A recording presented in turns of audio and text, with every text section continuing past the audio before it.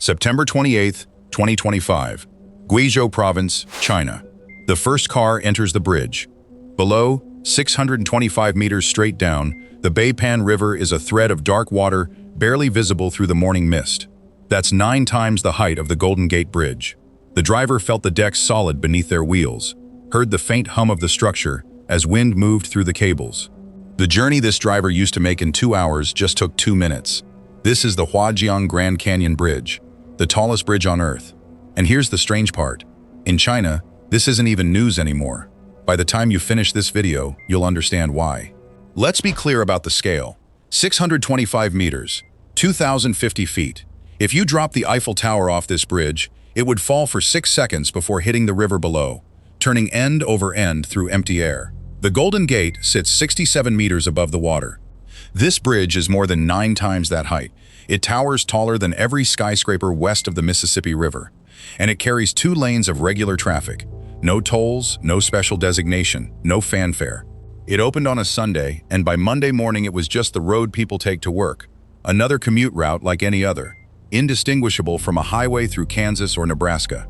China built 46 of them in 3 years, and this one, the tallest on the planet, barely made the local news. This bridge is in Guizhou, a landlocked province in southwest China. 92% of the land is mountains or hills. There are no plains to speak of, just jagged karst peaks, limestone formations sharp as broken teeth, and canyons carved deep by rivers that run 600 meters below the ridges, cutting the province into isolated fragments separated by walls of stone. For most of history, Guizhou was China's poorest province. The terrain made it nearly impossible to move goods between villages, connect communities, or build an economy that could compete with the coastal regions, where factories hummed and ports bustled. When China started building its high-speed rail network, Guizhou was left off the map entirely, because the engineers looked at the topography and shook their heads, said it couldn't be done. The mountains were too steep, the canyons too deep, the logistics too expensive. In 2016, China announced it would connect Guizhou to the national highway system, through the mountains, not around them. The plan included 46 bridges spanning canyons deeper than 200 meters. 15 would be taller than any bridge in the United States. The Huajiang Bridge was the crown jewel, 625 meters tall with a main span of 1,420 meters, the longest steel truss suspension bridge ever built over mountainous terrain anywhere in the world. No one had attempted a span that long, in a canyon with crosswinds hitting 160 kilometers per hour, gusts that could push a truck sideways. The canyon walls funneled wind like a wind tunnel, creating unpredictable gusts that changed direction without warning. Temperature swings between day and night reached 30 degrees Celsius, causing the steel to expand and contract, putting constant stress on every joint. And the river below sat in a seismic zone, adding another layer of complexity to the engineering. The ground could shift, the bridge had to move with it. The first challenge was getting the cables across the void. The canyon was too wide and deep for a helicopter to safely carry cables through the unpredictable winds. So they used a rocket carrying a pilot cable, fired from one side to the other, a thin line bridging the gap where nothing else could, traveling across the emptiness in seconds.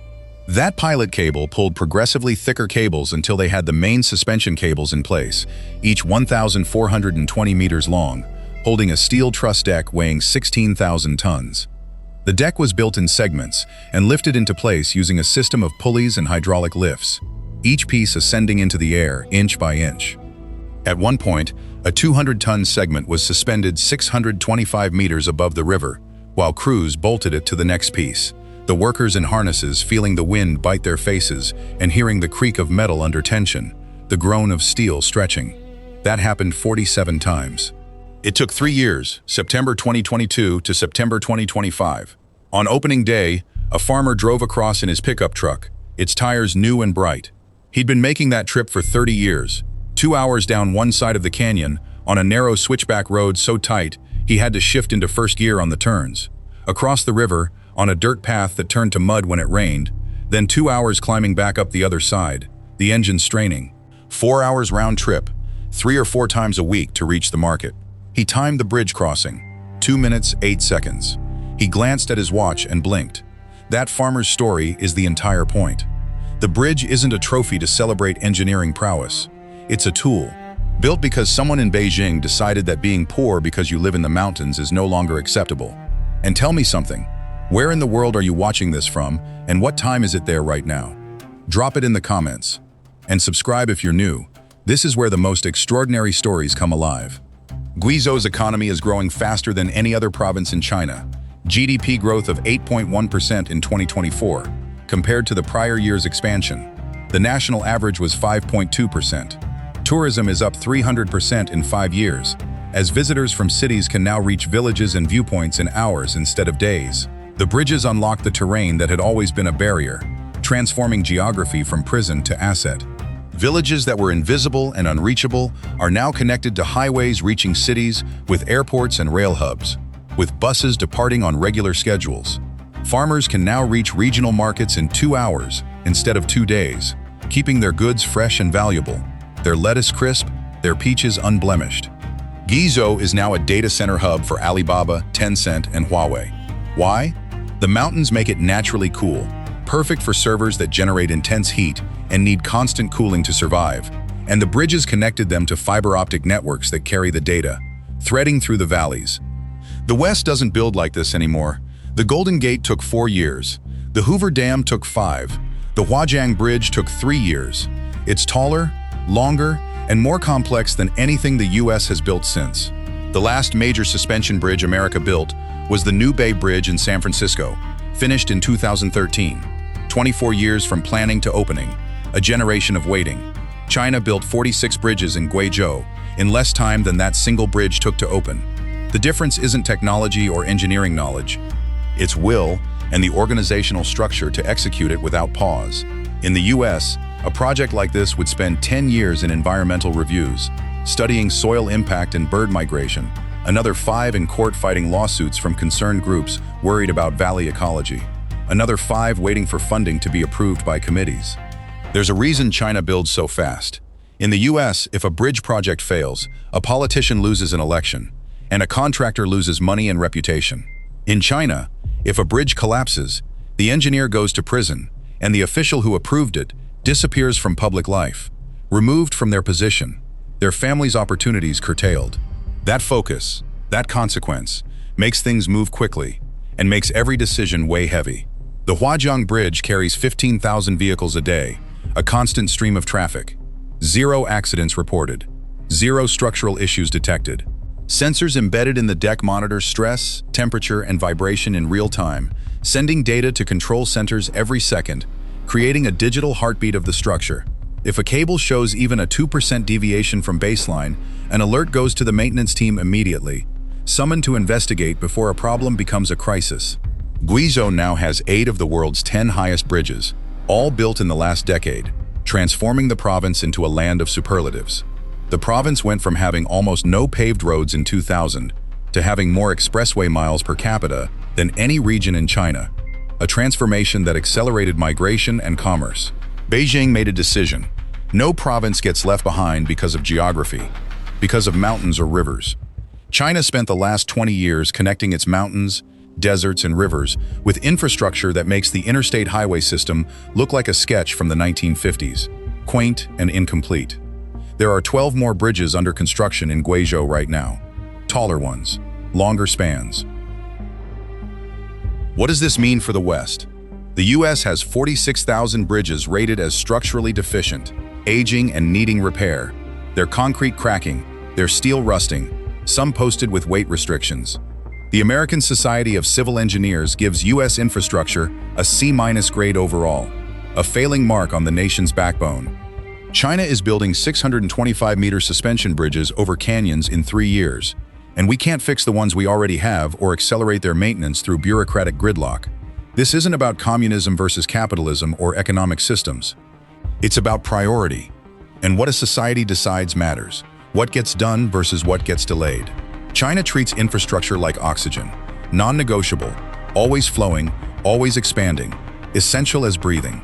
The West treats it like a luxury, something nice to have if the budget allows, and if lawsuits don't block the way. The Huajiang Bridge is already outdated in the context of China's ambitions. Not because it's poorly built, it's engineered with precision, but because China's moving on to the next project. There's a bridge under construction in Yunnan that will be 650 meters tall in 2027, adding height to the record. Another in Sichuan with a main span of 1,500 meters, stretching farther than any before. The record will break again and again. At some point, the record stops mattering because the infrastructure is just there, normal, part of the landscape, as unremarkable as an overpass above a highway. The farmer who drove across in 2 minutes doesn't care that it's the tallest bridge on Earth. He cares that he doesn't spend 4 hours in a truck anymore, that his time is his own, that he can make the drive and be home for lunch. China's not just building bridges in Guizhou. The same engineers who designed the Huajiang Bridge are working on projects in Malaysia, Indonesia, and Pakistan, spreading their expertise across continents. The same construction crews are training local workers in places where a 200-meter bridge used to be unthinkable, impossible, beyond imagination. Every bridge China builds abroad is a bridge the West didn't bid on, work that went elsewhere. Every highway, port, tunnel. Because Western firms are expensive, quoting figures that make governments balk, slow to mobilize, bogged down in liability concerns, and risk-averse, cautious about anything that could go wrong. Chinese firms are fast, cheap, and will build anywhere, will take on projects no one else will touch. The gap isn't closing, it's accelerating. The tallest bridge on Earth just turned a 2-hour mountain crossing into a 2-minute drive. It's in a province most people have never heard of, landlocked and remote. It cost less than a single mile of New York subway construction, a fraction of what Western cities spend on transit. And it's already not news in China because they're building 12 more just like it, each one another bridge, another connection, another possibility. The West sees a spectacle, something to marvel at, a superlative to put in a headline. China sees Tuesday, another week in the work. That gap, that difference in what counts as normal, is the entire story. We're not losing because we can't build things like this. We're losing because we've forgotten how. We've regulated the risk out of ambition. We've litigated the speed out of progress. The farmer didn't post it online or record video for social media, didn't announce his crossing to the world. He didn't call the news or try to make it go viral, didn't need attention or validation. He just drove to town, sold his crops at the market where buyers waited for fresh produce, and went home before dark. That's the future. Not the bridge that breaks records and makes headlines, but the bridge that doesn't need to. Infrastructure isn't about monuments or national pride or ego. It's about making life easier for the person who lives at the bottom of a canyon, who just wants to get somewhere, who needs time back. China figured that out. The West is still building monuments and wondering why no one cares. The real achievement isn't the height or the length of the span, it's that a farmer in Guizhou doesn't have to think about it. He just drives. And that's the entire point of building anything. The farmer who borrowed nothing and asked for nothing just crossed a canyon in 2 minutes, reclaiming hours of his life each week. The province that couldn't move is now the fastest growing economy in China, transformed by concrete and steel and will. And the bridge that should have been impossible is already yesterday's news. Geography is only destiny if you let it be. Subscribe and turn on notifications. The next story makes this one look small.